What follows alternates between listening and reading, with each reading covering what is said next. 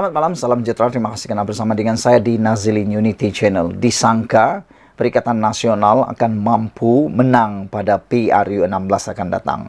Rupa-rupanya PN akan bungkus habis pada PRU 16 nanti.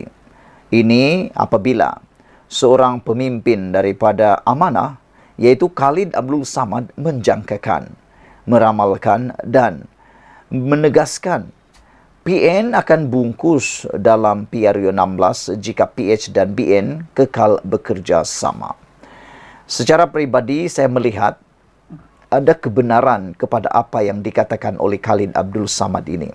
Kerana jika kita lihat kebelakangan ini, PH bukan saja semakin pulih dan kuat, bahkan ianya makin disukai oleh para penduduk Malaysia dan rakyat Malaysia.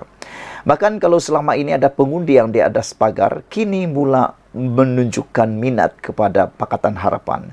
Kerana mereka dapat lihat bahawa Anwar Ibrahim yang kononnya dikatakan oleh Mahathir Mohamad tak boleh jadi Perdana Menteri, tapi akhirnya sekarang telah membuktikan kredibiliti dan juga kebolehan beliau menjadi Perdana Menteri. Sehingga kan sekarang ini beliau telah mengorak langkah demi langkah, rekod demi rekod baru dicipta oleh Anwar Ibrahim, termasuk menarik pelaburan yang tak pernah orang capai sebelum ini. Selain daripada itu, dilihat daripada Pakatan Barisan Nasional ataupun Gabungan Barisan Nasional, terutamanya UMNO, kita lihat keputusan Zahid Hamidi menyertai kerajaan menyahut titah Kebawah Duli Yang Maha Mulia di Pertuan Agong untuk menjadi sebahagian daripada kerajaan dan sanggup mengambil risiko untuk mengambil keputusan tidak popular, akhirnya membuahkan hasil. Jika dilihat dalam penganalisisan kita lihat Barisan Nasional sekarang mula pulih, terutamanya UMNO. Di mana-mana sekarang ini ahlinya mula hidup semula. Ahlinya mula membersihkan pejabat yang sudah kotor dulu. Ahlinya mula berkumpul semula, ahlinya mula bermusyawarah semula, bahkan mula percaya dan yakin bahawa mereka mampu menang pada PRU 16. Selain itu, UMNO, Barisan Nasional, mempunyai akar umbi yang kuat. Sama juga dengan Pakatan Harapan. Itu sebabnya apabila Khalid Abdul Samad mengatakan, kalau PHBN kekal bekerjasama, PN akan bungkus. Kerana kedua-dua bergabungan ini, khususnya Pakatan Harapan dan BN serta UMNO dan juga parti-parti yang ada dalam Pakatan Harapan, mempunyai akar umbi yang kuat. Apapun yang jadi, pasti kedua-dua gabungan ini akar umbinya tidak akan goyang, tak akan tak akan goyang langsung. Ini bermakna mereka mampu kalau bergabung bersama pada PRU 16 nanti, memang tak ada peluang langsung Perikatan Nasional.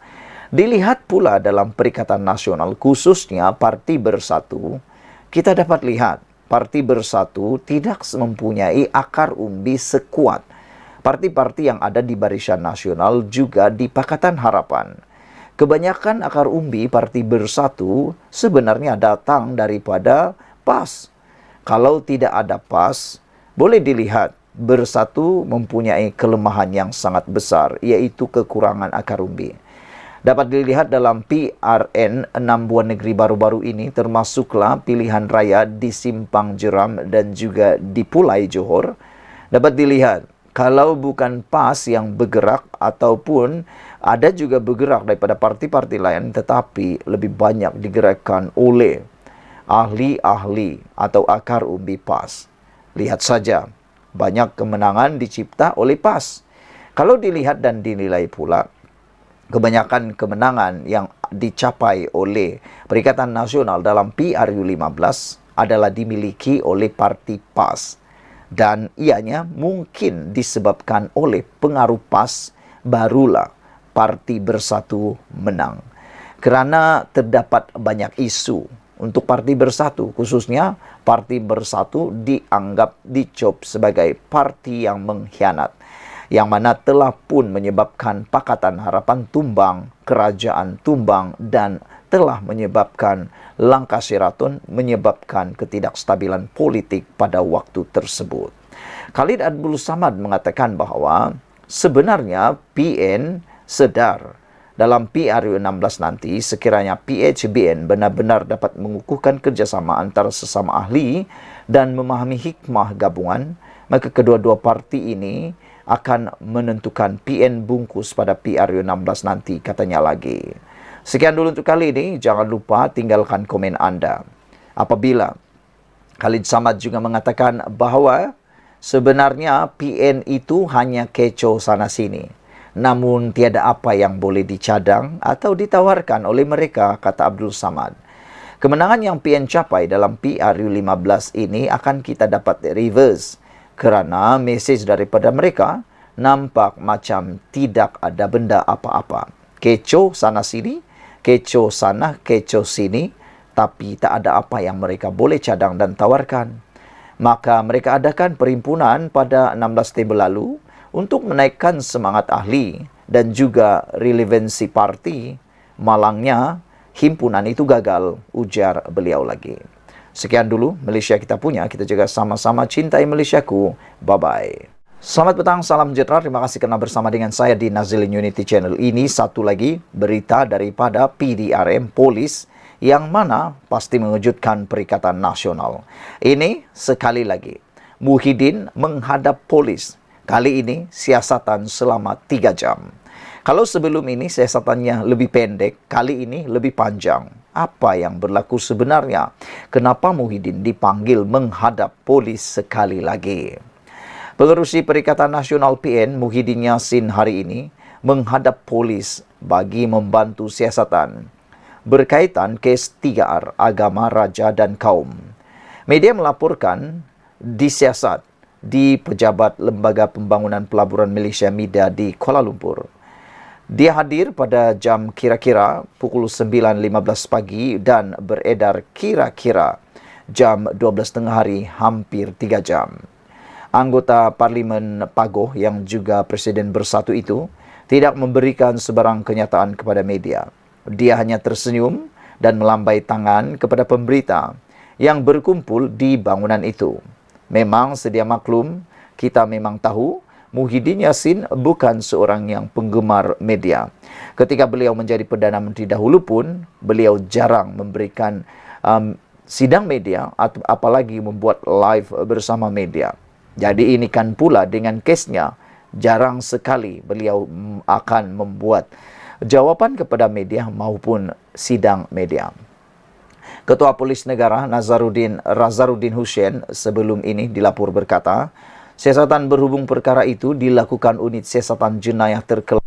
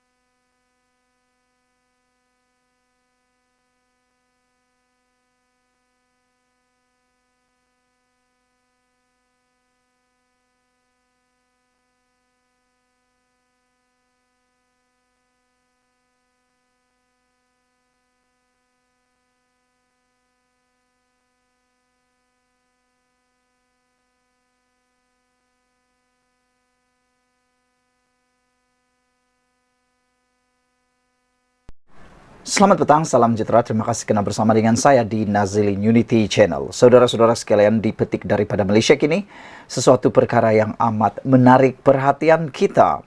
Ini berkaitan dengan Ketua Pembangkang daripada Blok Perikatan Nasional, iaitu Hamzah Zainuddin. Malu apa Ketua Pembangkangku? Dulu kita pernah dengar perkara atau perkataan yang paling popular, iaitu tagline, malu apa bosku atau apa malu bosku. Sekarang ini lain pula tagline-nya. yaitu malu apa ketua pembangkangku. Apa cerita? Jom kita lihat.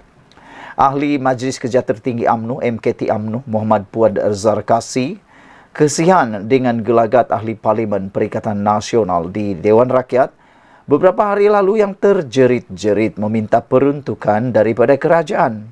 Katanya, mereka seharusnya mempersoalkan mengenai peruntukan mereka kepada ketua pembangkang, yaitu Hamzah Zainuddin yang didakwa menolak sebarang rundingan berkaitan hal itu. Kasihan tengok gelagat ahli Parlimen Perikatan Nasional merengek dan terjerit-jerit minta Perdana Menteri ke-10 bagi peruntukan khas kepada ahli Parlimen Pembangkang.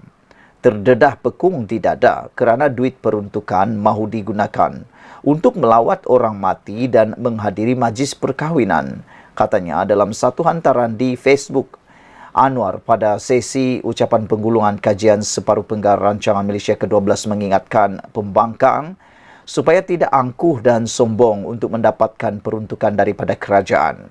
Namun katanya, mereka perlu berunding dengan kerajaan sebagaimana dilakukan ketika kerajaan di bawah pentadbiran bekas Perdana Menteri Ismail Sabri Yaakob sekiranya mahukan dana seperti dibangkitkan.